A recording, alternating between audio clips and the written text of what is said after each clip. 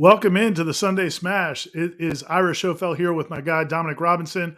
You guys remember him from his playing days at Florida State, former FSU wide receiver, defensive back, baseball player. Probably could have played basketball. Those basketball teams were not all that great. I'm sure D-Rob could have been running out on the wing back in Coach Ham's first year or two with Tim Pickett. We're here. Thanks for joining us. ABC Fine Liquor and Fine Wine and Spirits is sponsoring the program as usual. We appreciate them and their support making this show possible. And we just want to talk with you guys, talk about Florida State's 41-16 win over Georgia Tech. Looking ahead, obviously it's Miami week, hate week. They already have the hurricane flags up over the practice field, D-Rob, as I was walking away from the stadium yesterday. Saw that. You remember that from your days. And so anyway, I just want to talk a little bit about, texted with Tom Lang a little bit earlier today, and he told me that you guys were pretty hard on the Noles yesterday during the watch along and then the post game, which is part of it's well deserved. But I think it was kind of a weird game, though. To me, it was a weird game to just put like a ribbon on, because on the one hand, there was a ton of sloppiness and there was a ton of just lack of focus, lack of attention to detail, which is ugly, especially coming off a bye week. But at the same time, you do put up 640 yards. You do hold them to 24 yards and a half. So I guess like now that you've had some time to kind of look back at the game, can you get past the ugliness at all? Or are you still focused on what you saw, some of the warts that we saw in that game?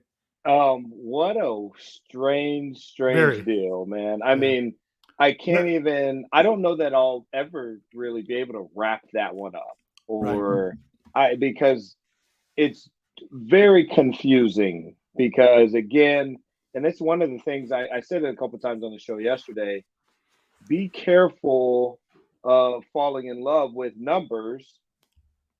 They're great. It's great. But they only tell a part of the story. And when I was a coordinator, I had a year, I was really young. I was a young coordinator. And I think I said this on the show. My defense, I was a defensive coordinator. We led the country in NAIA, and we were like top 10 in the country, but we were 1-9. Mm-hmm. So, but because our numbers looked great, if you looked at yards per play, whatever it was, our red zone numbers, all these, the numbers were great. We were holding teams, but we were giving up huge plays, mm-hmm. So we were good per play. But then if you eliminate that one play, we look like a national ranked defense, when in reality we weren't. So anyways, they only tell part of the story. The numbers are part of the story. So you look at those numbers, you go, God, Jordan Travis threw for what, 340 something? 390 something. 390 something. Oh my gosh, 390. But if I just gave you a cut up of, let's just even say his top 10 throws in that game, if it just to those 10, you would go, okay, there's nothing in particular that he did that was extraordinary on these plays. There was nothing schematically that was a schematic advantage that we did based on an earlier play or setting up plays or anything like that. It was just the other team was so bad.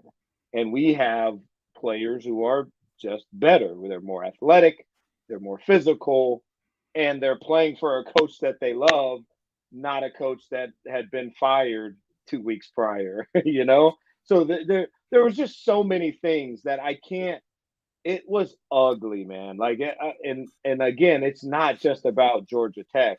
There were some things that we did that just did not look great, in terms of execution. Right. I don't know how those numbers ended up being the way that they did, because they look phenomenal. It looks like, and even the score, even just the score looks amazing. You're like, that's a dominant game from front to back. But it was not like there was nothing really dominant about it, other than the fact that, like I said, the other team was pretty bad. There's a lot of just big explosive plays. I mean, even the play, like, they had the pass where Johnny Wilson got called for the phantom pick play. It was like a 45-yard It's like a Yeah, 45-yard completion to the tight end. It's really nice play. I thought that was a good play design, good play. Picks up 45 yards. You'd love to see a tight end catch a 45-yard pass, and they call the pick play, and you're like, okay, well, that's, you take away, it's just a huge play that went for naught. But then they come right back and get like a 62-yard touchdown. I think that was the play to Toafili right after that. yeah, yeah. So it was just like these explosive plays. I mean, on two passes, to Toafili and to Johnny Wilson, there's like 140 of those passing yards on two plays and two of his three touchdown passes. So, you hit those big plays and that's great. But yeah, I mean, it wasn't like it wasn't efficient. And I guess, but what's interesting though, man, like what's funny to me is everybody's been harping on the Boston College game. Like that's like been the holy grail for this 2022 football team. Man, they came out and smashed Boston College, and they were so efficient, they were clean, and at the time we all thought, okay, this is it. This is a team that gets it. They don't care about who they're playing. They're going to come correct them up. And then you know what? They kind of did not play well at all the next week against Wake Forest. I didn't think that was just Wake being great. Florida State didn't play well. And then the week later at NC State, they did not play well. They lost to a team that I don't think is better than them. So I don't know that because they played clean in that BC game told us anything about what they were going to do the next 2 weeks. Anything more than what happened Saturday tells me that they're not going to play well this Saturday against Miami. That is something I will definitely agree with 100%. I think it's really important, both for performer, for coach, and for fan to have the ability to compartmentalize. Fans typically suck at that. Media too, buddy. Media too. Yeah, the ability to put stuff in a box and then move on from it, understanding that these things will all be separate entities. I believe that this game, you can't really take anything from this game to extrapolate what it means for the next game. And I think that that's a really, really important distinction that I do want to say, because I do think people think I'm being, particularly hard on us and on Jordan Travis and on the execution and then things like that.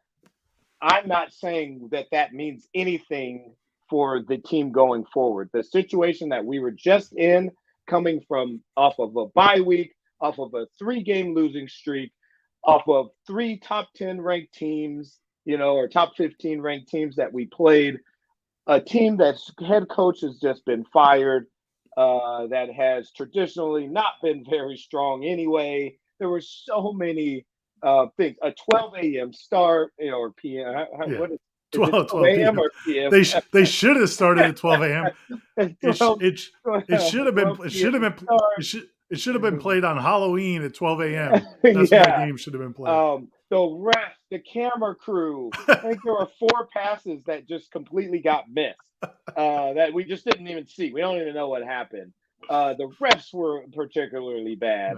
The play calling was funky. Like everything was just off. And so, I do think it's important that we don't freak out and go, oh, wow, now we have this problem and this problem and that problem.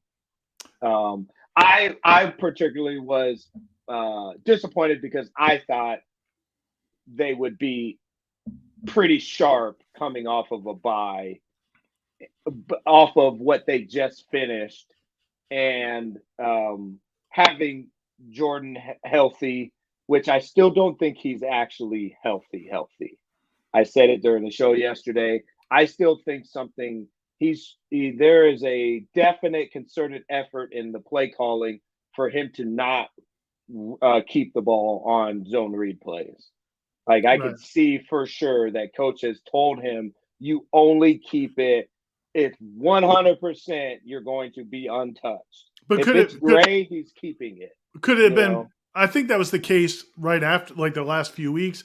I wonder now, though. I kind of wonder if that was precautionary. Like, we don't need you to do that in this game. Yeah. And we got Miami next Saturday. There's a lot of factors in that, because a lot of times a player, especially someone like Jordan, who has a hold of the offense the way that he does, he could actually be the one making that decision and be smart enough to know, I don't need to run in this game. So it may not even be coach, but I think it's Jordan because of his competitiveness. Like I watch him on a run play that's the ball that he's giving off and him flying into a defensive lineman making a block. I Yeah. watch him on the interception chase down that guy and get Right. the whatever he got on his eye. This is not a guy that's going to shy away from any competitive type thing. That you know what I mean? Like, and Yeah. I don't think it matters to him up 40 or down 40. I think he just plays a certain way. So then when he's not giving or when he's giving every single zone read, that tells there's something there. Whether it's him, either he's self-checking and going, I'm not the best option because of my ailment that I have, whatever that is, or the coaches have said, "Hey, we're going to check you and make sure you don't run this thing." Z-Chan, I'm gonna get to your question in a second. Appreciate the contribution, and Z-Chan. talking about the red zone stuff is definitely something we're going to talk about in depth here in a few minutes. I just want to kind of touch back on, kind of follow up on what D-Rob was saying about this team and what you expected from them this game. And I'm going to write about. I do my 3-2-1 column for the site that I'll put up probably later tonight. One of the things from being at practice last week and just talking to people around the program during the bye week, there was some concern about how some of the players, I'm not saying the whole team, there was some concern about how some of the players were just handling losing 3 straight games. And so, this is a team that, things people need to remember is like, I think the players that have been in this program for 3 years, the Lawrence Tofilis, and those guys who have been in the program for 3 or 4 years have been at the lowest point. Like, I think they understand probably how to deal with adversity a little bit more, but they brought in a lot of these transfers and, and the freshmen and guys who came here and you're 4-0, you're in the top 25. Florida State is back. Some of the players, we're trying to say after the LSU game, you get the big win at LSU. And I think they started feeling themselves a little bit. And then you go and you lose to Wake. Then you blow the lead at NC State. Then you get beat at Clemson. You come back and make it close, but it wasn't all that competitive for part of that game. And I think some of those guys started getting down, and I think so the bye week, they practiced for a couple days. Then they just let guys have like 3 days off and just go home, go get rested. Jordan Travis and some guys went to Orlando and hang out. Like they just want to get them to kind of get refreshed and go back. And then I think they were hoping, see what it looks like when they get back. I still think some guys just weren't, I think they were down about what had happened. So I think that is something that they had a hard time getting over. And I'm not saying the whole team, because I think you look at some guys that played in that game defensively, some of the blitzes yesterday were some of the best blitzes we've seen. I mean, Kalen DeLoach, Jamie Robinson, some of those guys looked like they were shot out of a cannon on some of those blitzes. They were much better timed. Offensively, I thought, you had some guys that played really hard and really physically, but there were enough guys who either didn't get lined up right or jogging or not running routes, full speed. Some of that stuff that you were so mad about is, some isolated incidents. But what I said to, one of the people I was talking to last week was, I said, I wonder if just getting a win will kind of reinvigorate them a little bit. So as long as you take care of business against Georgia Tech, you got Miami on deck. I wonder if that kind of gets the juices flowing again. We don't know if that's going to happen, but I'm curious what you think. Because to me, that's going to be these next 4 games aren't going to be whether or not Florida State's good enough to beat any of these teams. It's whether or not they can kind of recapture that spirit and get sharp again, I think. Yeah, and I think, it's important to not like overlook the psychology of what the scoreboard ended up saying. It's really funny as an athlete, as silly as it seems, you can dominate a game and win like 20-7. And a week later, when you look back at that game, it won't feel like the domination that it was because of the score. Right. And then you can, boat race a team on the scoreboard, 47 to whatever yesterday's game was. And you'll know that, but that game will have a more positive effect on you because when you look back on it, you won't remember the mistakes. You won't remember the this and that and the fact that you probably should have won 100-0. you'll just look at it and go, there's a 600-yard offense, 40-point win. Yeah, 650 yards, and that's the way you'll look back on it. Defensively, you'll look back on it and go, we gave up 2 first downs out of 13, you know, Right. and we gave up a score that really wasn't even us because the offense, turned the ball over and they ran it back. Um, so yeah, I agree with you totally. Coming off of the just the absolute gauntlet that we just Right. came through with those 3 games, it makes sense to have a flat game against a team that no matter what we do today, the scoreboard's going to be in our favor. Right. It makes sense that there's a little bit of that. You'd prefer it not to be there, You but prefer, you you don't could want it, and yeah. that's the Yeah. thing that I'm trying to say. Like, hey, it didn't look great. I'm not saying we are overlooked the fact that we got to win. I'm not saying that the psychology of the scoreboard won't be effective because it will. I'm just saying I was expecting a lot coming off of a bye. Even with those 3 losses, I just thought that they would want. I honestly, I thought they would want to score 100, and they probably did, but it wasn't there. Right. It just like I said, I've said this before, there were games during my career where I knew I was going to need something from the fans. I was going to need a boost from the stadium. The vibe in the stadium was going to have to be right. Whenever Duke came in and the old Wake Forest, not the Wake Forest as we know it now, whenever those 2 teams came in, it was like we watched film all week and I was going to beat this guy when I was a freshman in high school and I'm going against him now Right. and I'm a junior in college, and I've been going against. And last week I just went against Ed Reed and Sean Taylor. Like, Mhm. I'm really not worried about a Duke defensive back after I'm coming off of that game, and so I would know. As much as I try to tell myself, "Hey, you got to get up, you got to get up, you got to get up," like I would need something from the fans, and so I'm sure they walked into that stadium and it was dead. It It was got dead out there. yeah, and it got You know, better. A couple of the did it? comments, a couple of people in the chat have said like, it wasn't Yeah. that bad. It did get better. It was just a late arriving crowd, especially the students. But a lot, by the time you got into the first quarter, it was a decent crowd for a Georgia Tech noon game after Okay. 3 straight losses. But Okay, we were watching. I mean, we were on the it watch along. I'm watching on mute, and when they showed the stands, yeah, it looked dead. The sound might have, it might, they may have got pretty lively, but just the views of the stadium looked like it looked like we played. It just looked lackluster. but So yeah, go ahead. no, I was just going to say. So I want to get to Z Chan's question, Yeah. Ben. If you could bring that back up. Zach, thanks, Zach. Appreciate it. Evening, gents. His question is: any insight into what Coach Mike Norvell does differently in the red zone, and why can't we just continue to do what got us down the field? What am I missing? So this is, this is like the topic for Florida State fans. And look, this isn't new.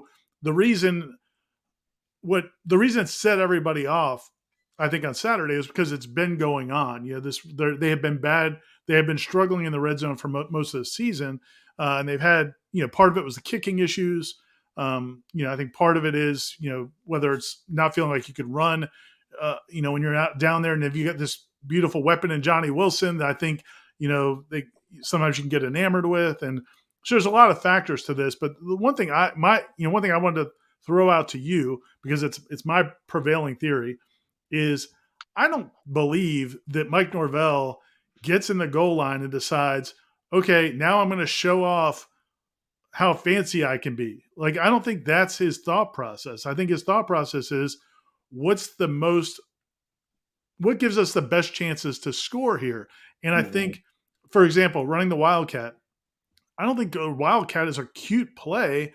I think it is, hey, if I get Jordan out of the backfield, now we've got numbers. And if Jordan's back there, he's just going to give it to the running back. If I get him out of the backfield, that gets one defender out of the box, and now he can run. And they've been successful with the Wildcat in the past.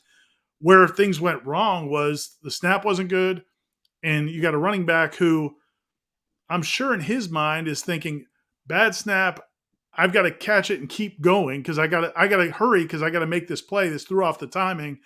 And instead of thinking, I just have to catch this thing. And even if I eat 3 yards, then I need to eat 3 yards, but I can't put the ball on the ground. So that's a mistake. And maybe it's a mistake in preparation, like when you're coaching.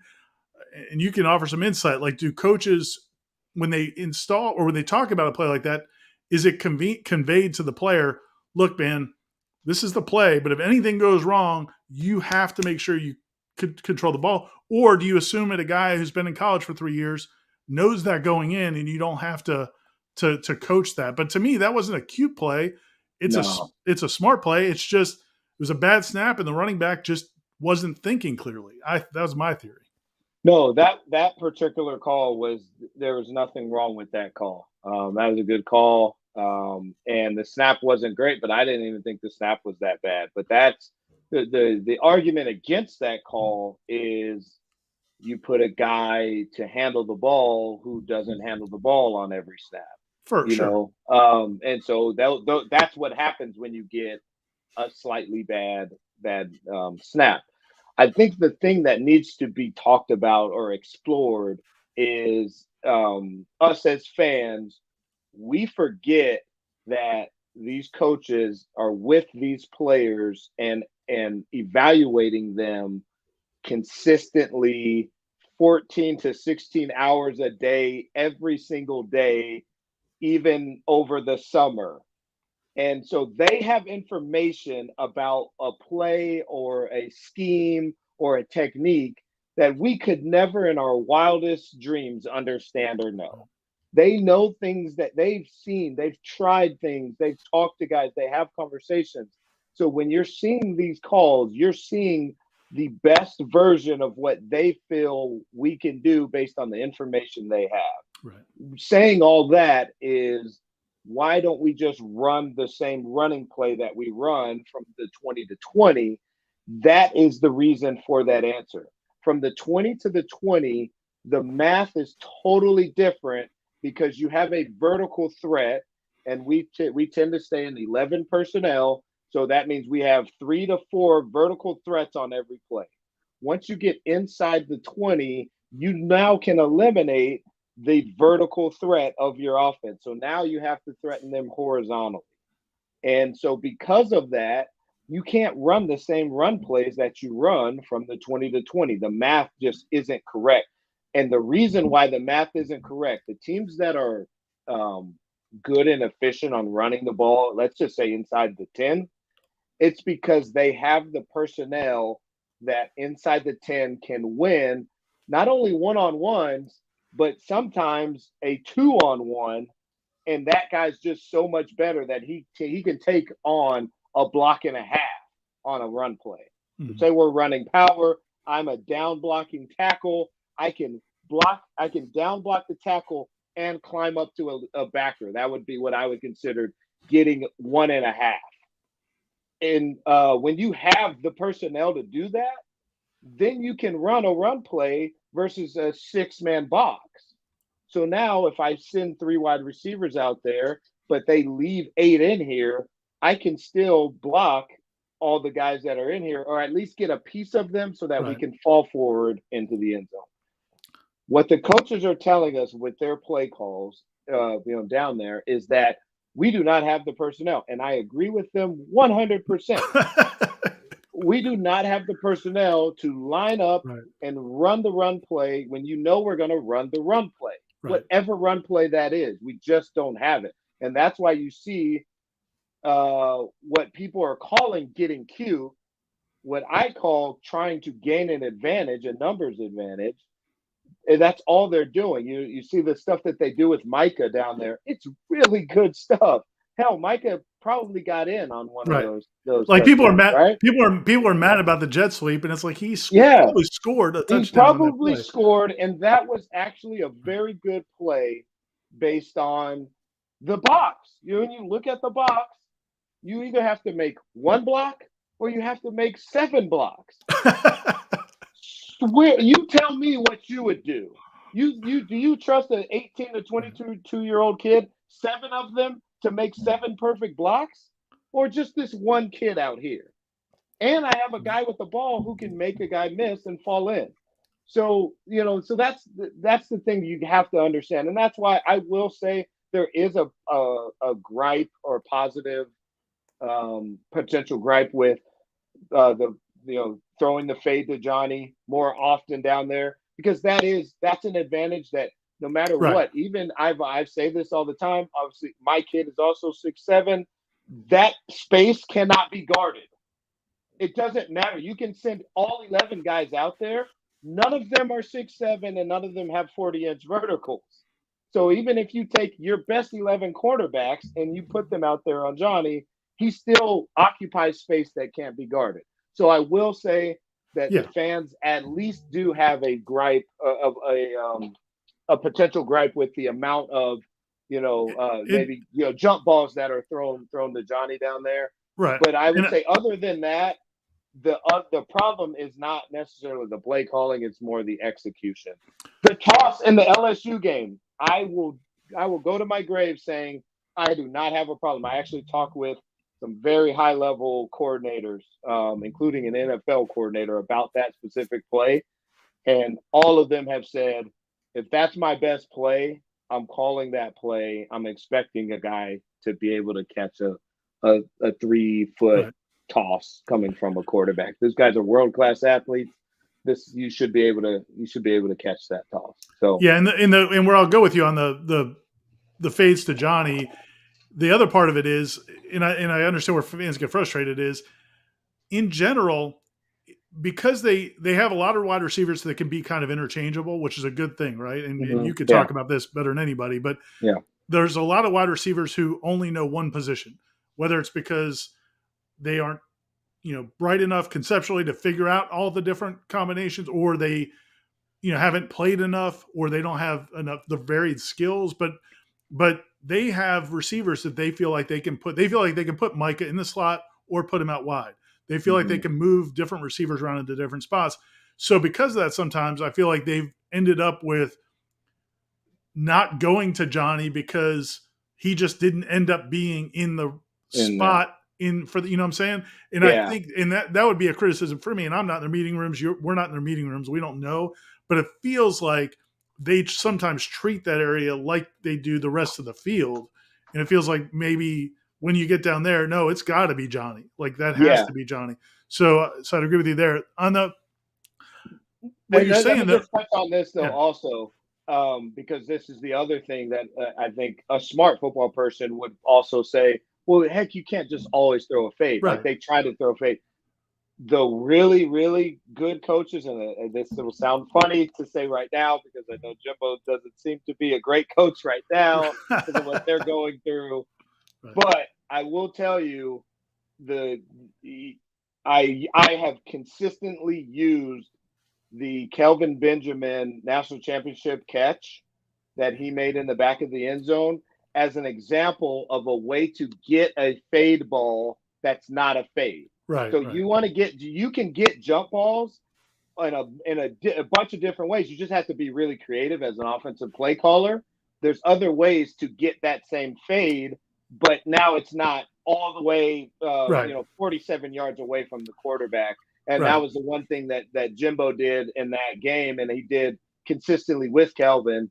He on that specific play, he motioned him, slightly short motion. I think they went some sort of play action fake, and now Jameis, who is a guy who should be able to throw a fade, blah blah blah, because of personnel, they still made a concession and said, "Hey, we'll take the easier throw," and it was more of like a slant or a post in the right, back of the end zone, but it ends up being the same catch. It's a fade ball. So there's different ways to do it. It doesn't have to just right, be a fade. There's different ways to throw jump balls, and right. you just have to be creative as an offensive play caller, because a lot of times people are obviously expecting the fade down there. So And sorry, you were we'll, going to ask a question. yeah, I was going to say, and we'll touch on some other stuff as well. I know there's other things people want to talk about, but the last thing I want to touch about with this is because I think the way we're looking at this situation is reversed. Like the way fans and media are looking at this situation as, okay, your offense is great between the 20s, and it has been great, Yeah, really, for the most yeah, of the season, great between the 20s. why can't you just do that inside the 10 or the 15 or the 5? If you look at it the other way and say, down there is kind of you are what you are. Like Mm-hmm. down there, that's really about what you are because you can't scheme it to any great degree like you do. So to me, how about turning it around and saying, man, how great of a job is this coaching staff and these players doing between the 20s with what they have? Because since these guys got here, since Alex Atkins and Mike Norvell got here, and before it was Kenny Dillingham, but those guys got here, Yeah. their running backs, Trayshawn Ward, who was a walk-on, Lawrence Toafili is a nice back, Trey Benson, who didn't really play at Oregon, they all average over 6 yards a carry. The kid, Jay-Sean Corbin, averages over 6 yards a carry. Since they've been here, all these backs average 6-7 yards a carry, and they're not necessarily all Dalvin Cook. Correct. And you Yeah. don't have it. And this offensive line is not There's the not Hogs. a single draft pick among it, you know? Right? I So think you really just nailed something, man. Like that is a great point. It's when you get down in there, you lose the advantage of space. Between the 20s, you have when you're backed up, you don't have the advantage of space. If you get sacked back here, we lose field position or we give up a safety. But once we get to the 20 to all the way down to the other 20, we have the advantage of space, and I can scheme to take advantage of that space both horizontally and vertically. You lose that advantage, and when you lose that advantage, now your personnel becomes your advantage.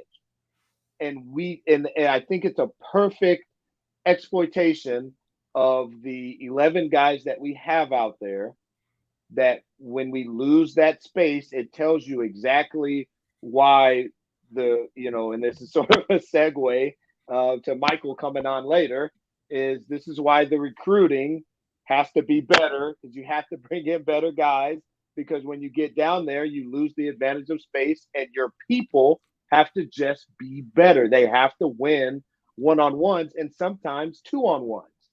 And that's that was perfectly put by you.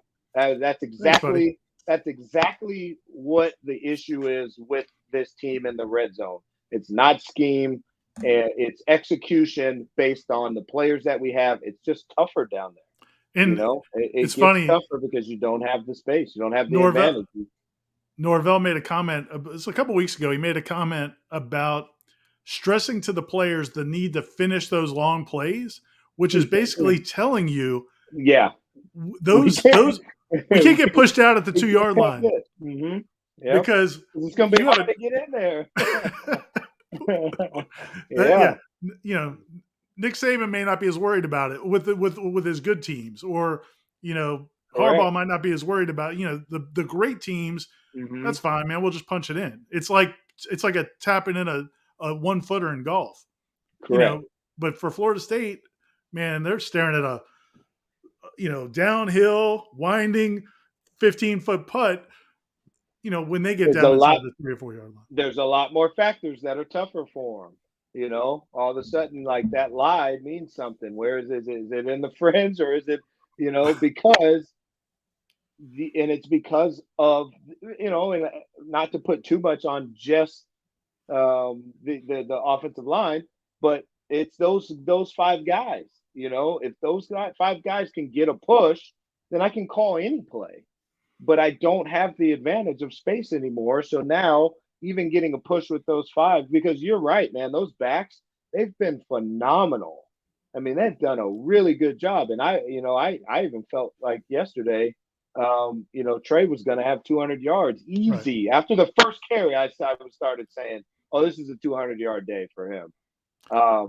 So again, if you can see that as a coach, you can see the guy getting chunk after chunk, and you still don't feel really comfortable with running it with him down there, that I'm telling you guys, he's telling you something. I'd like to look back and see how many of those carries Trey got down there in the red zone. It felt like not very many. Right. So maybe this is an indictment on Norvell, and it might be what you're saying is that they treat inside the 20 as just another possession. I thought, based on what I heard from practice, I really thought that there was a concerted effort to change that. Like Well, they were going to have a legit red zone plan. That when they got in the red zone, it was just you were going to see it, and right away they had to bang a timeout because they couldn't get lined up. well, all right, And two then they things. went back out there after a timeout, and then they had to bang another timeout. And I went, "Oh shoot, this isn't quite what I had That expected that was in the all red zone." disgusting. No question. That was disgusting. That whole possession was Yeah, unbelievable. I mean, that sequence, two timeouts and then fumbling and having the fumble return 70 yards is an all timer. yeah, But I would say because they did practice, they did work on red zone in practice, and that's what we reported it last week. But I would say again, I kind of look at that Georgia Tech game and wonder, is that what they're going to call in the red zone against Florida, against Miami? yeah, yeah, So yeah. there could be some stuff of that going on as well. But I did, and I said that on the broadcast yeah, yesterday. I did say that I thought some of the lack of execution was a result of them working on stuff for later games. that's That very the possible. Yeah, plan that Mike came into the game with was we can beat these guys with any play call. So we're going to work on some stuff to build it out. You just kind of start a foundation, especially with a bye. You tend to do that as a coach. It's just like that's your chance to go, okay, I have a little bit of extra time. Is there something that I can troubleshoot for later? Is there going to be a problem that a defense later is going to present to us that Georgia Tech maybe specifically doesn't present this problem? But if we start working on it now, that when that problem is presented 2 weeks from now, 3 weeks from now, we've at least started working on the answer so the kids aren't doing it for the first time that game week. So that could have been part of it. I'm gonna we'll get to some of these questions that people have had here in a minute, but I wanted to real quick talk about Miami, man. Like this rivalry is a rivalry of streaks. It has been that way. I don't know since the beginning of time. Miami will win 6, Florida State will win 6, Miami will win 4, Florida State will win 4. Your time at Florida State was not one of the great streaks for Florida State. But No. as you mentioned earlier, though, the dudes on the other side of that ball, like I mean, some people think that 2001 Miami team might have been the greatest of all time, and um, I mean, those teams were loaded. Um, the first game I covered, when I came here full time, was the 2002 game, which was to me, I'll say this: that locker room in 2002, that was back when we used to be able to come in the locker room after the games, Yeah, yeah. and going into that locker room in the Orange Bowl after you guys you guys ran for Greg ran for 200 yards, I think, by himself. Yeah, I think we had 300 Yeah, I think it was a team that ran for as a 300. team. Yeah. Just kind of physically, I thought manhandled Miami. They ended up coming back and they end the win. That's the wide left and all that. But when we went in that locker room, man, I don't think I've ever seen a locker room like that. Like you guys looked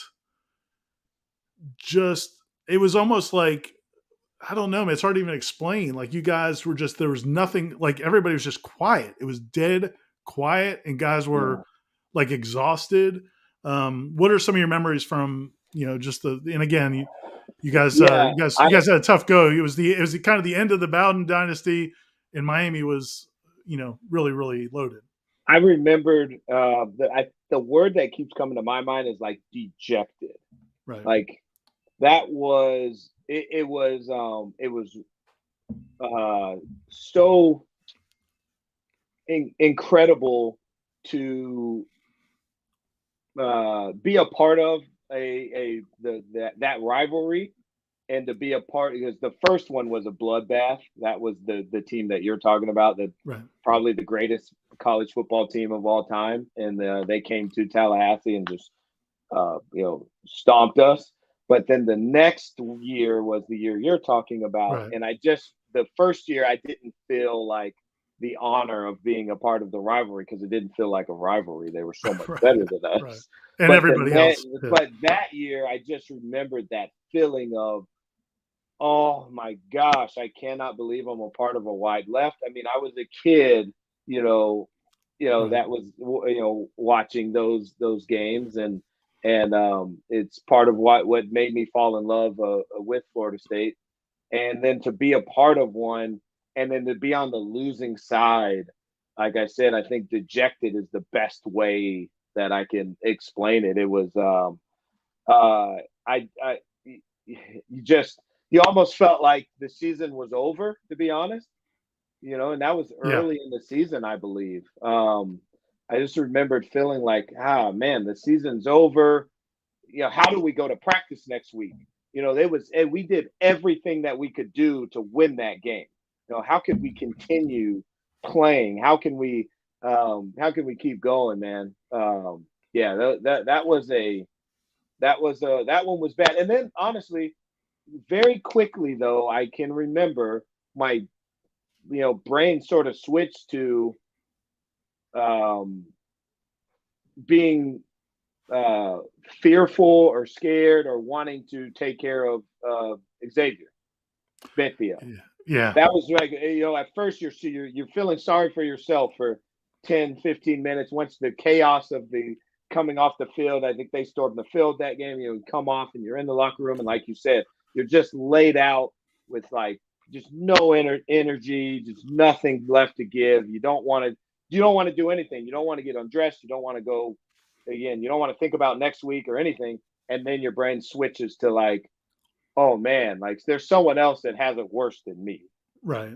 Like there's somebody that missed that kick, like a human being that missed that kick, and there's going to be people calling for his head. Yeah, that And was bad. and that was that's what I remembered. That my sort of my switch flipping from like woe is me to like, okay, where's he at? Let's go show him some love. Because that's a tough one for him. So going into this game, and I just want to get your perspective on it. Miami obviously is, they're down right now. New coaching staff. Mario Cristobal's trying to get his program in order. He's trying to kind of create his culture. Doesn't seem to be going great. They've also had a lot of injuries. This past game, the quarterback was hurt, so they win with 12 points, I think, in double overtime. But it's still Florida State Miami, right? Like what if you were talking to Florida State's players this week? Like what kind of things would you talk about going into this game? I think I would definitely impress to them that this game needs to take on a history and a life of its own. This game is not about what Miami has been or what Miami's going to be.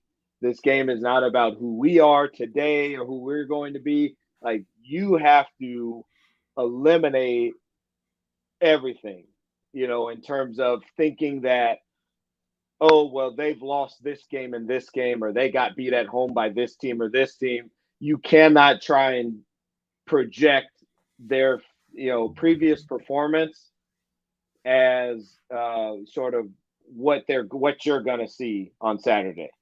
And I would continually show them the history of this game. I would probably once a day, I would probably have a clip or two of a historic moment in this game. And I would tell stories. I'd have guys in and I would tell stories.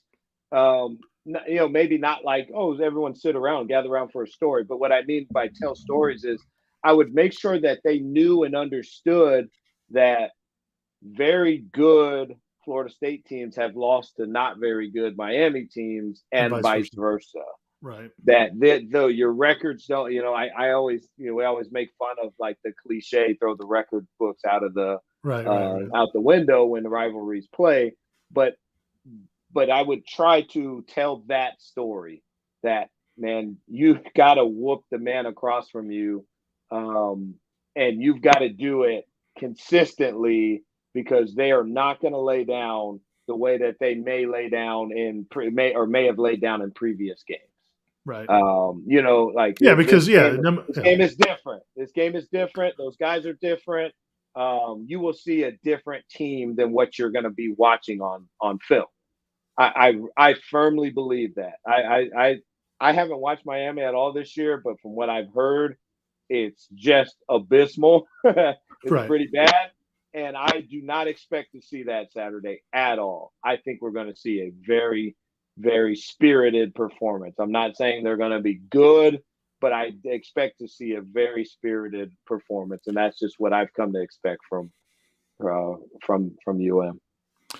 Hey Ben, if we can get some of those, I know there was a couple more comments, contributions, and maybe a few more questions we'll get to, and then we're going to bring in Michael Langston to talk about recruiting. FSU had a big recruiting weekend this weekend as well.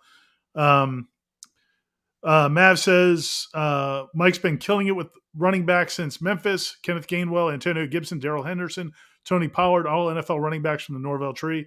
Yeah, man, there's no doubt. I mean, that was kind of what he built in his whole, the phrase he's got, an offense built for playmakers. All those guys didn't even play running back. I mean, like he'd play him at wide receiver. It was just getting guys the ball. Dominic, I know you've gone back and watched Memphis and those Yeah, offenses, but I yeah. mean, he's clearly got an eye for talent, and he uses the versatility of running backs really well. It's incredible. He's got a great mind for it, a great eye for it, and he does a phenomenal job. Matter of fact, they started the game in a set that he loved at Memphis, and the Memphis games that I broke down, which is two backs, a tight end, but he split, and then two wideouts. And he started the game this week with that, and we hadn't seen that yet this year. And I was like, okay, and that's what sort of got me in the mind frame of thinking that that's what he potentially used the bye week for, getting back to some stuff that maybe he wants to do long term with this group. And yeah, he does a great job. And the games, like I said, the games that I watched, the guys he had, they were so versatile. The backs that he had, Tony Pollard's one of them. They're so versatile, and he loves and he uses them in such a good way that as a defense, it's just hell to deal with because you don't know what that guy's going to do. He can take on so many different roles, and Mike does a really good job with doing that. So it's good that we've got the backs that we've got, and I think he's going to continue to do that. FSU fan 1993's got jokes. Thanks for the contribution. He heard Destin Hill, Bigfoot, Loch Ness, and Manti Te'o's girlfriend are all guarding Miami's ACC championship. That elusive ACC championship, I don't know if you remember, D-Rod, they had, when they joined the conference almost 20 years ago, they put out these shirts at All Canes Conference. And they have still not won an They ACC haven't won one football championship. That's tough. Which is crazy, man. When you think about where they were when you were in college and when you played Miami, and the dudes they had on that team, and to think they've been in this conference now for almost 20 years and have not won the conference, and they're in the crappy division. It's unbelievable. It's unbelievable. It doesn't make any sense. And they used to just run that conference they were in. So it totally made sense for them to come over, and it just hasn't worked out. The timing of it's just been crazy. And then there was one more question. Hey, Ben, there's somebody else that had a contribution. I think it was $10 contribution, which I appreciate. Asking one more thing about the red zone. Oh, that was also FSU 1993. Sorry if it was already addressed. Got here late. D-Rob, if you could talk about the red zone drives. If we can run against Clemson, why not just run it right at them in the red zone? FSU fan 1993, watch this again. Go rewind from like maybe the 10-minute mark to about the 25, 30-minute mark. And I thought D-Rob gave a great explanation of why it's different. And, it's not like Florida State was running it right down Clemson's throats, especially down like in the red zone. I mean, it was a lot of Florida State's best running comes between the 20s. And if you go back and watch it, D-Rob talks a lot about that and why they've been so successful. Yes, sir. And hit that like and subscribe, people. Yes. Make sure we do that. Thanks, man. And so you'll be will you be doing the watch along for the Miami game? You'll be? Yes, sir. Yes, right, sir. Awesome, man. That's hopefully you're gonna see a crisper performance, because like we talked about, something that we talked about earlier is I really don't think we can take what happened one week and just apply it to the next week. I mean, just like you said, Miami is not going to look like they looked like for the last several weeks. Yeah. I think Florida State is probably not going to look like they've looked like on Saturday. And I think that would be a good thing for them to point out to the Florida State players is, look, man, look at you guys yesterday. You know, Miami's probably looking at you guys and saying like you didn't look very sharp. I mean, I really think both of these teams are going to play a lot better Saturday. The question is, we don't know who's available for Miami. I mean, they've had a lot of injuries. They've had a lot of injuries on the offensive line, and their quarterback is, Tyler Van Dyke has been out. Mario Cristobal was asked about Van Dyke after the game yesterday. They went with Jake Garcia, and Jake Garcia was okay. It wasn't as terrible as he was the week before, but wasn't great. And Cristobal was non-committal about whether or not Tyler Van Dyke will be back this week. Said he's getting better, but he couldn't give a declaration on whether or not he'll be back. There was a report last week he'd miss the Florida State game, but we don't know. Florida Man in Texas, thanks for your contribution, man. Twist of fate. This is his scenario. Fitzgerald kicks the game-winning field goal and breaks the rock down at Hard Rock. Hey, man, that's one thing that's, and I'm going to mention my 3-2-1 column because I mentioned it when he wasn't playing well. But I think he's figured it out, man. He looks like, I feel like the last few weeks, Fitzgerald he's changed his approach, and that can make a big difference, right for them in the red zone as well. Because I think that part of what kind of affected Norvell, some of the play calling in the red zone was earlier this year was the lack of confidence in the kicker. So if he's got that figured out, it would be a big deal. Yeah, I think I felt like they were confident in him, and he looked confident. Those are pretty pressureless kicks. Yeah. So, next week, will be different because no matter who you are, you're a kicker at Florida State. You know the history of those kicks, and so even if we're up 3 scores, those will still be pressure kicks. I can tell you, for whoever kicks. Anytime you kick against UM, there's pressure. So I tell you, it looked better to me. I'm not a kicking expert or anything, but I just saw a level of confidence that I felt like I didn't see early on. Yeah, he's looked better in practice too. But yeah, to your point, it'll be a little bit different down there against Miami in a night game. The one more thing I want to bring up, because as we're waiting for Michael to join us, is the play you talked about before, and I think you talked about during the live show probably too, Jordan Travis running that dude down, and also Toafili running that dude down. I remember, and I don't know if you remember Mickey saying this or not. You might not have heard it. He said it to the media, but it was they had a run there where Booker and Ricks both had turnovers that turned into touchdowns. Like I think DeQuell Jackson had one from Maryland. There was like one or two, like within a couple weeks span, there was like turnovers that turned into, or either fumbles or interceptions that ended up being touchdowns. And Booker and Ricks were both the guys back there and couldn't make the play to. And I remember Mickey talking to the media, and he said, "I've got a moth flying in my office. This is crazy. Go away." Anyway, dude, I don't do bugs, D-Rob. I don't do bugs. If Tom Lang sees this, he'll be proud of me because he's seen me run down the hall when a bug comes out. Not a moth, but like a wasp or a bee, dude. It's over. Yeah. A moth, I'm good. You'll be okay with the moth? I'm not worried about that moth. Okay, but anyway, Mickey had the great line in the post game. He's like, I don't mind if you're going to turn it over, but could it maybe just come to tackling drills so we can help you get at least. Yeah, just you turn it over, that's fine, but just give us a chance to play defense. Yeah. Seeing that effort from Jordan, I mean, that's good stuff. It's amazing, man. I want to play with that guy. Like that's the guy I want to be on his team. I want to coach him. I want to play with him, whatever it is, because that guy, that's the type of guy you want to be. Like that's so cool to see. And give us a chance as a defense. Just give us a chance to stop. Give them a chance. Give us a chance to get a field goal. Hell, we can maybe turn it back over and give it back to you on offense. I think that shows a lot, and it doesn't surprise me. Like that's the type of guy he would do that. And I love seeing that.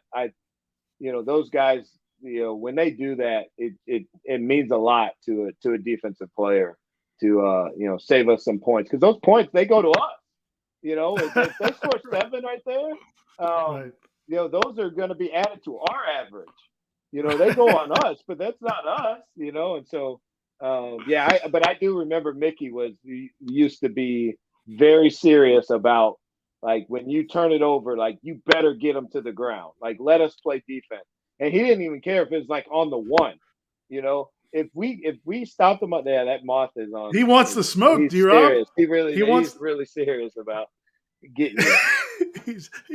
he's taunting me now. Get the hell out of here. Oh, anyway. Shoot. My sound went out. Okay. We lose you? Oh, there we go. Okay.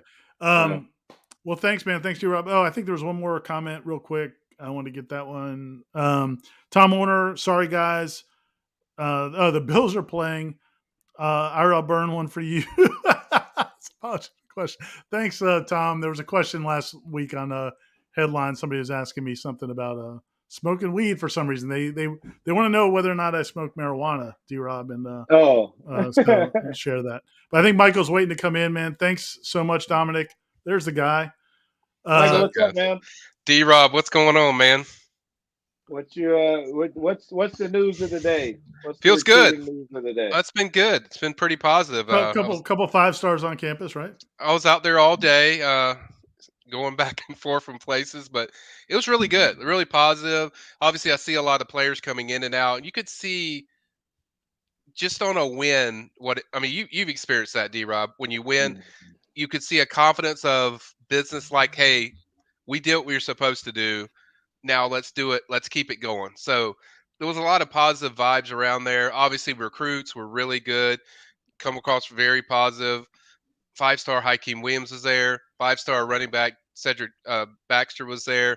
You could really just feel like these recruits know that they're close, and they are close. If you look at the team and the overall roster, what they look like, there's still things to clean up, whether it's roster or stuff you can do coaching wise, but they are close, and I think a lot of recruits sense that.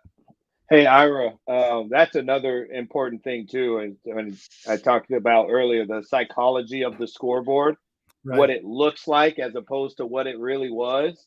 Right. As those recruits are driving back home or flying home, if they're on trips or whatever, when they pull up their phone and whatever, and they see on Twitter or they see on ESPN, that score pops up, there's a different feel than if that score is, like I said earlier, 20-7. Like, that's actually a valuable thing too. Or when you're walking around the facility, after the win, and you're dapping guys up, and it's like, yeah, we scored 40 tonight. Like, that's what we do here, as opposed to if you sneak out a win, or even if you have a dominant win, but you only put up 20 up against a bad team. Those things are important. Like, it's all these little things that sort of add up. So I thought I'd mention that because I mentioned it earlier. Yeah, it's kind of interesting because I wondered during the game, it's some of the sloppiness, whether or not those guys would see that and kind of be like, man, what's going on? These guys aren't. But I think you might be right. I mean, they may look at it more from the big picture of the overall score. And so, Michael, we've already put up a couple of your stories. We put up the story with Cedric Baxter and also the story with Edwin Joseph, 4-star wide receiver, defensive back. And D-Rob, you can hang around for a little bit with us, or you can bail. It's totally your call. I'm gonna get out of here. I'm gonna go watch. All right, man. Well, we appreciate it, dude. Hey, so for people that watch this tonight, again, I encourage you to watch the live watch alongs that D-Rob does with Tom Lang, and Aslan helps out, and Jeff Cameron sometimes, and Gene, and they do a great job. If you don't want to listen to those, I'm not going to say it. If you don't listen to those ACC announcers, well, this week it'll be ABC as well. They're terrible. I'll say it. They're awful. Put them on mute. Put them on mute. Right. Put us on. I promise you, you'll enjoy the game 100 times more than the crap that they're putting out there. It's incredible. I'm breaking down stuff. I'm talking real football, and not the crap that they're talking about. Yeah. So, and I chime in too. Like, Wouldn't you rather hear from a guy that played at FSU, knows what about FSU, than a guy that doesn't know FSU except for the notes he reads? I There mean, you that show. go. I've watched it. I watched it a lot. I watched this stuff. Y'all show every time, and guys, it's a great breakdown. I know football. I know guys that know football. Watch the show. You will not be disappointed. And also, Yeah, and if it's you great, man. and if you go to the game, and if I don't know how many FSU fans are going to be down there, but if you don't go to the game, if you go to the game but you want to watch it later, you can go back and watch it, because that's what I'll do sometimes. Is I want to go back and Yeah. watch to see what you guys said in this situation or when this happened, to get your thoughts on it. So thanks, Dominic, man. Enjoy the game. That's actually probably the best way to consume it is not live during the game. I probably shouldn't say that because I probably should be direct. Stop talking. Ben, cut him off. Cut off his mic, Ben. I do want to point out though that when a lot of the stuff that I'm talking about are things that you'd like to sort of rewind and go, oh, that's what he's talking about, this coverage. And they did do that when Mike Norvell did put them in empty on third down multiple times, and now you can rewind that and look back and see it. So it's good to consume it live because it's way better than the crap that they're putting on the ACC network. But it's also good to go back and listen to it and watch it so that you can rewind stuff and kind of dig a little deeper into the game if you're that level of fan. And as our Wilmer said, you'll even break out the whiteboard on occasion. I will draw it up a little bit. So, yeah. Well, thanks, man, and thanks to ABC Fine Wine and Spirits for sponsoring us again. We appreciate them. And now we're going to talk about a little bit of recruiting here with Michael. So, yeah. So we already put up the stories, a couple of the stories from today. Right. I think the big question everybody has. I mean, we'll get to Edwin Joseph also as well, and his visit with Hakeem Williams, but. Right. So everybody wants to know about Cedric Baxter, man. Like, it's obviously he did not commit to Florida State this weekend. He's still committed to Texas. But kind of what was your vibe? People can read the full story at warchant.com, but what was your vibe from Cedric and his visit? Yeah, it was really good because I was there was certain things I was looking for. If it was still definitely going to be Texas, like the stuff you'd say, like, hey, I had a great time, appreciate all the hospitality and all that stuff. But it was more like, it's getting stronger. Like, it was more like I learned more personally about FSU with the way these players are, with the coaches, and just the stuff that he doesn't see because he's really only been on visits where he just sees a game or it's like a couple hours. I think the main thing is like showing a different side of FSU that he hadn't seen, and it feels to me, and this is just my opinion, and I'm not saying he's going to FSU. I'm saying it feels like he's looking for a reason to go to FSU, and I think that's kind of where this visit thing started, where that's why he started seeing what FSU's doing and then watched the game and then saw them certainly run all over Clemson with their backs and then saw it again this weekend. So I think there's a legitimate shot. Now, committing wise, I don't think he's going to do anything till decision wise until like, make a final decision till like maybe December after his team is eliminated from high school playoffs. He even hinted that, hey, it's probably a chance that he will be back there, which even speaks to kind of what I'm talking about, reasons to go to FSU. And the thing is too, you can look at it two ways. You can look at like, well, he didn't decommit from Texas, but at the same time, he's talking about coming back for more visits to FSU. And then two, FSU was the team he committed to. FSU was the team that at that time, it was a terrible situation, but he committed to him because that's a team he really loves. So if FSU offers everything that Texas offers, it's closer to home. Family can see you play. Favorite team growing up. So that's probably the process that he's going through right now, when he breaks down everything. But I think there's definitely a legit shot. This thing is building. I thought there was one of the neat comments in the article. And again, people go to warchant.com and read the whole article. If you're not a subscriber, it's $10 for the whole year. For a calendar year, $10 right now, you can subscribe to warchant.com. But one of the comments he made was, he said he liked the fact that when he was like around some of the staff and players, that they could kind of be goofy. And then when Norvell came around, they didn't like change and get all buttoned up. Like they were still the way they were. The fact that he noticed that, to me, because I think some people wonder if this is just a courtesy visit. He loves Florida State, grew up a Florida State fan, but he still knows he's going to go to Texas. But he's just trying to, have a good weekend with an official visit. But for him to notice that, I think that shows that he is looking at it kind of critically, right? Yeah, I think so. I think that's a good point. And I think there was several other points that he said, just certain things he said about, you know, specifically talking about the program's jumps to what he saw, and not just generic stuff where, oh yeah, they're improving. No, he was specific about, things that he saw and he liked. Obviously he talked about being around the players, talked about how they're different, and then I think he kind of saw what the culture was like at FSU. They did a really good job of the academic presentation. He did a lot of stuff with, I think, some professors, even the AD. They took it really seriously. They didn't kind of, it's not like a side note as far as official visit. I mean, it was a big part of that visit was the academics presentation. So I think, like I said, I think it's really serious.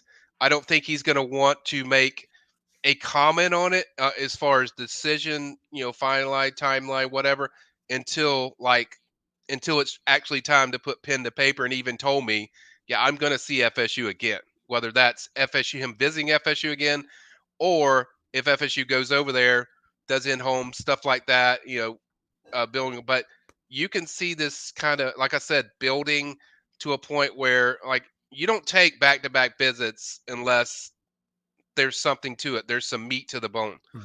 And there's certainly some meat to the bone. Yes, he committed to Texas for a reason, so he likes them too. But like I said, for some kids, if a school offers everything that the other school you're committed to, and it's closer to home and it's your favorite school growing up, that's significant. And like I said, Sure. I think they're a significant player, and certainly our Chad Simmons from On Three, you reported like, hey, FSU's. He did a story on it. Hey, FSU is a threat. It's a major threat, and I And, concur with that based on the feelings and the body language I got today from Cedric. I think they're very much a player and very much a legit threat in this race. and it's not a crazy decision to go to Texas. I mean, if that's No, where he ends up no, going, I mean, they've got obviously the traditional running backs. right. Sarkeesian's a great offensive mind. I mean, there's a lot of things, a ton of NIL opportunities at Yep. Texas. So there's a lot of reasons why he would be attracted there. It's not like it would be a diss to Florida State to go to No, Texas. no. Tom Ortner asked, and I think Briley asked, Briley asked if, is he a spring enrollee? Is he definitely signing in December? And do you know if he's an early enrollee or not? I get the impression he's signing in December. I don't know if he's a spring enrollee. Okay. I want to say no on that because I haven't heard that he is. Okay. But I do know that I do think his plans are to sign in December. So I will see if I can check on that, to be Okay. 100% on it. But I do know he's signing in December. We kind of talked about that, about seeing FSU before he puts pen to paper, or, visiting FSU. He seemed to indicate he's going to come back to FSU. So, like I said, I'll just say this, and this is not like, I don't have a pick one way or the other what he's doing. I do think it's building with FSU, but before he committed to FSU, this was kind of what he was doing as far as visiting FSU pretty often, before he actually popped.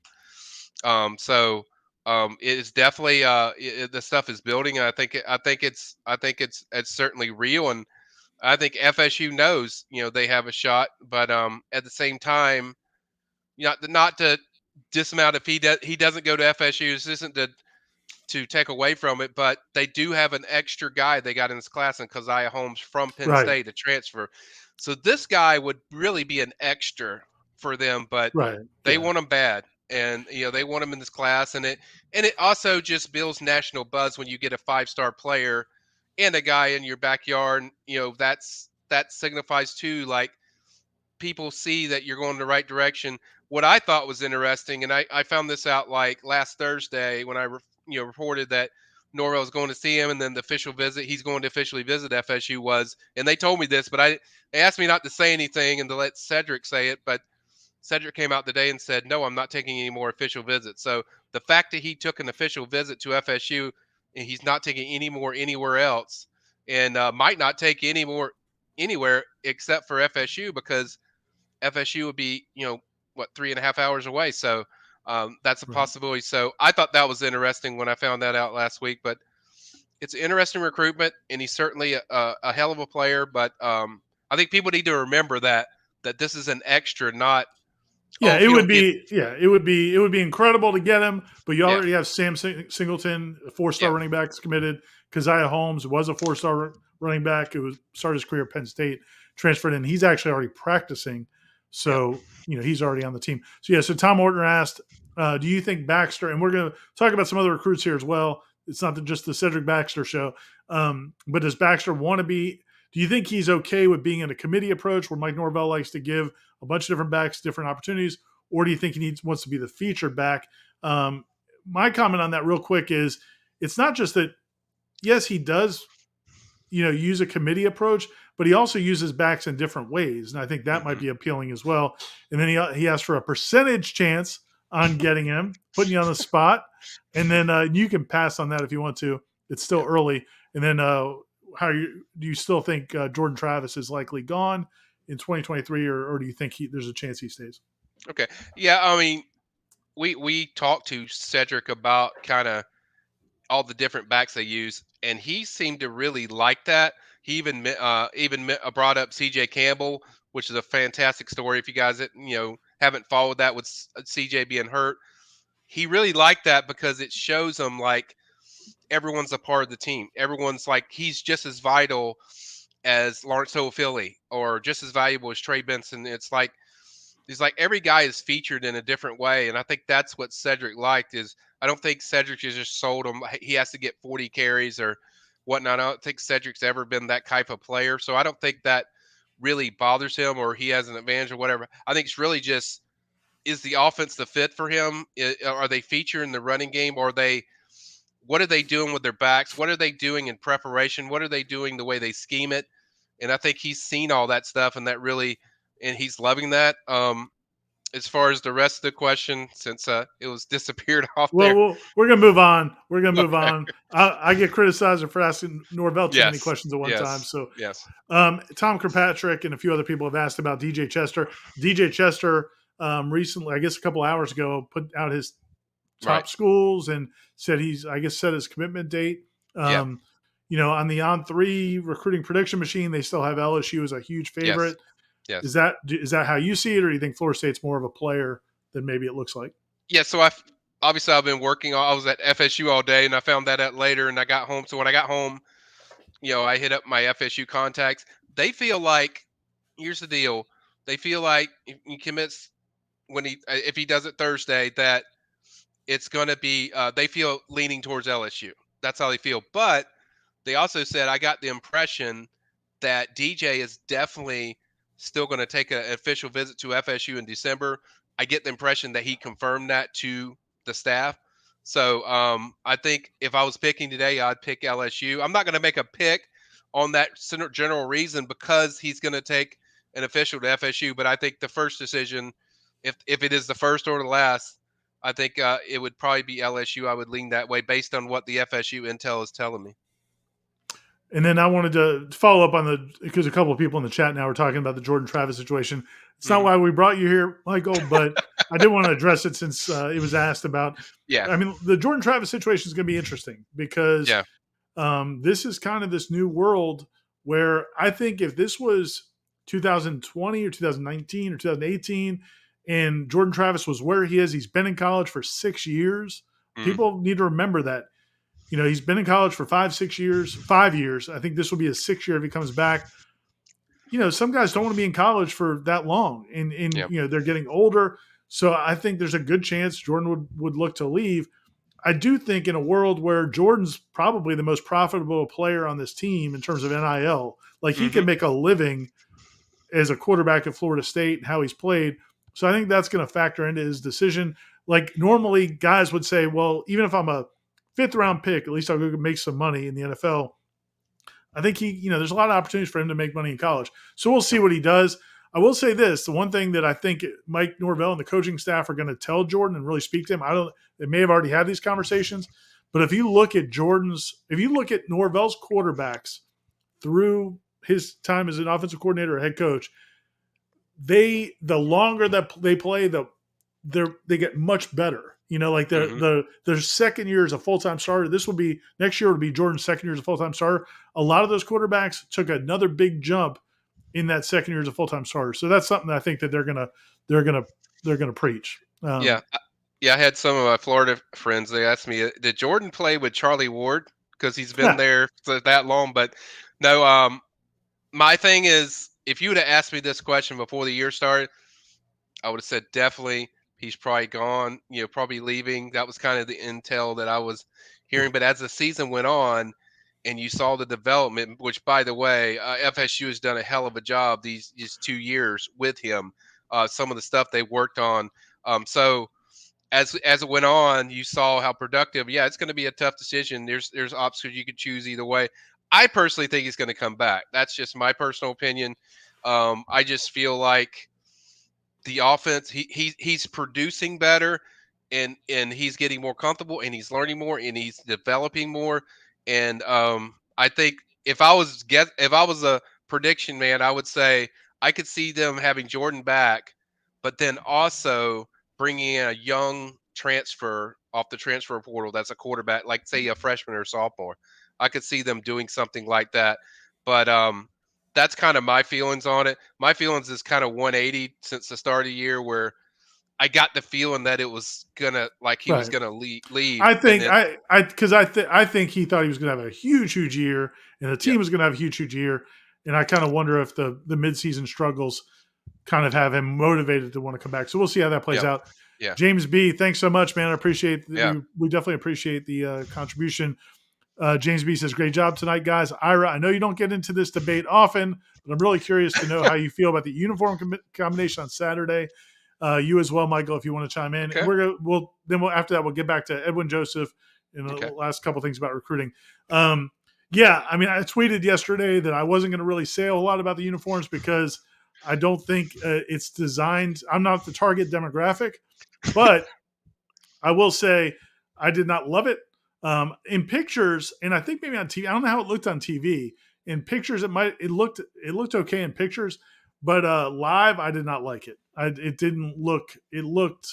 I don't know. It just I did not like it, and I'm not a uniform guy. Like I don't really spend a lot of time worrying about uniforms, but I was not a fan of the way it looked. What did you think, Michael?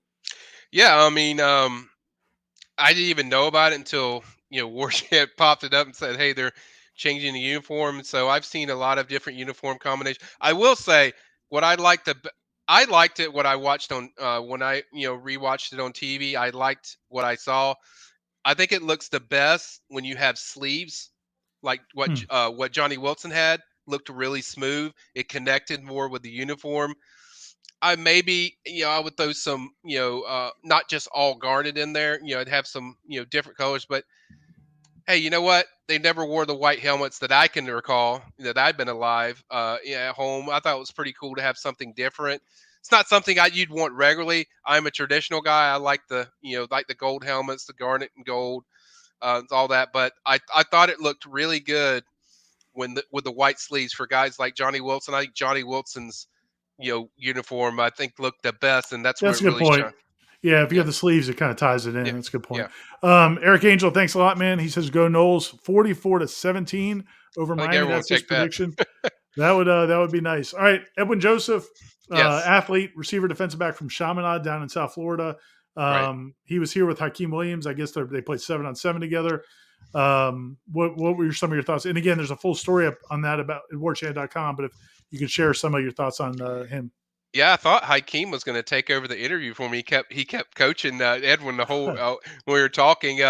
You could tell they're close. I mean, that was obvious. I felt like it was really positive. I know the RPM says really high in Miami, but I get the impression there's like other schools that he's a little higher on. I think FSU is certainly high up there.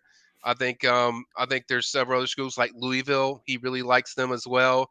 Obviously, with the struggles of Miami, that kind of, I mean, you could tell just the way he talked of kind of what he's looking for in the program. He wants to see the fight and the direction, in the what he's seeing from FSU. I think you see some of that with Louisville too. I think they're 5-3, just upset Wake Forest. So I think that's kind of what he's looking for. So I think production in the season does matter, and Miami so far has just been hard to watch sometimes. So I think that's certainly brought into attention. But I think it was really good. I get the impression, at least from Edwin, that defensive back is kind of what he likes the best. But I think FSU's kind of leaving up to him because FSU's like, dude, we love you at both positions. So, and I think the takeaway from that thing was like you got the impression that he got to see a different thing with FSU with the vibe and the culture and the being around the players more than just visiting and staying with the coaches all the time. I think he kind of experienced that, and that really jumped up, I think, things even more. Why he said it keeps getting greater and greater when I'm there.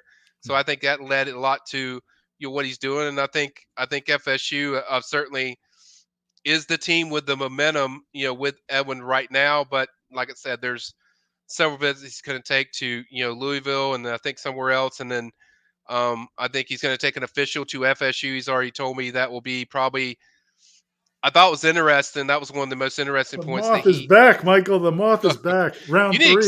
You need exterminator. I do. Believe me, I pay an exterminator. This moth snuck in somehow. I'm going to blame But my kids for leaving the door open. But I was interested that he put the date down of like right before the time you sign in December. So it was like the week before, right there. So I thought that was interesting, and the fact, I mean, you're talking about 3 visits, so that's a lot of visits from a kid in South Florida. So And I think they're you've been saying like there's a chance they may have kind of a good 1 or 2 big recruiting weekends in December, even after the season ends. yes, And it yes. sounds like he might be in one of those.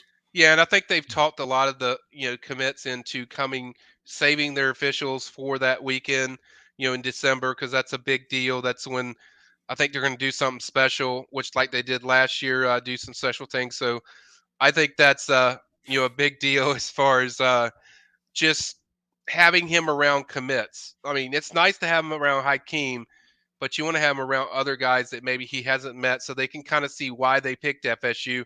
So I think that really has resonated this weekend with Edwin, seeing not only how the players are, but also how the commits are and why they chose FSU. So I think they're certainly trending up. They're certainly trending, and they're the team that certainly has the most momentum lately with Edwin. So I think it went really well. I really pressed them because I really wanted to know a position. So that was driving me crazy. They kept saying athlete, and I'm like, okay, what do they like you at? Yeah, the best. And so he finally told me DB's kind of the position probably, but at the same time, FSU will take them either way. But yeah, very positive weekend. All right, I'm sure you're gonna do a recruiting chat this weekend because it's Miami week. Yeah. But real quick, is there like a recruit that you think this game matters a big deal to? If there's one recruit that you think the Florida State Miami game really is, it Reuben Bain, or is there anybody out there that you think is like, man, it would really help Florida State if they could win this game? Man, Irish like stealing my thunder. I was like, he hadn't said the name yet, and then bam, Irish Oh, says the damn name. No, yeah, I mean, I think it's several guys. I mean, Reuben Bain is definitely would be at the top of my list. I think Damari Brown is another one. Dad played at Miami. Obviously, it's kind of a weird situation. right. Randy Shannon's on the staff. Randy was his dad's roommate, and then Randy obviously played with him, and Randy coached his brother. Brother, right. So there's connections there. So I think that game could have an impact on those. If I was picking guys, those would be 2 guys, and certainly guys like Edwin Joseph, and even Hakeem, even though he's not going to go to the game, which I thought was significant. But it just solidifies what you're doing. But it also, I think the biggest impact from that game is going to be your 2024 guys, because that's going to set the tone, good or bad, for Mario. I mean, if FSU goes in there and let's just say somehow FSU gets a significant and comfortable win, that's very bad for Mario. Like, you're talking about a guy that's had to rearrange his roster. This guy was supposed to be the savior for Miami football. If you go out there and get hammered by a team that's just starting to build up, it kind of crescendos where FSU is going. And then there also recruits see, like, we don't know what Miami is yet. So it just brought doubts. But like I said, Mario is an excellent elite recruiter. He does a great job. But I think it could really signify kind of where FSU is going. This is an important game for FSU to make a statement game, to one, you win, you get bowl eligible if I'm not mistaken. And Correct. two, you go into the Syracuse game 6-3, certainly a chance to accomplish what you wanted to, because we've all circled that 8-win mark, if eight or 9. So you get to that point, and then it almost makes the vision of what Norvell's done, I've said to a lot of these recruits, come to fruition, and I think that impacts heavily the 2024 class. So I think that's why this game is so important for FSU. Awesome, man. Thanks so much for joining us, Michael. Thanks to D-Rob. Thanks to everybody that watched and contributed and all the questions. Thanks to ABC Fine Wine and Spirits for supporting the program. Thanks to Ben for producing it. Thanks to the moth that's about to die. You guys don't know how bad of a death this moth is about to have. Say your last rites to this moth, because it's about to go down. Thanks, everybody. Enjoyed it. Watch the Wake Up Warchant will be up tonight or in the morning. Jeff Cameron Show tomorrow. Plenty of coverage at warchant.com. Stay tuned. And Michael will have a recruiting chat, I'm sure, this week leading up to the Miami game. So thanks a lot, guys. We'll talk to you again soon.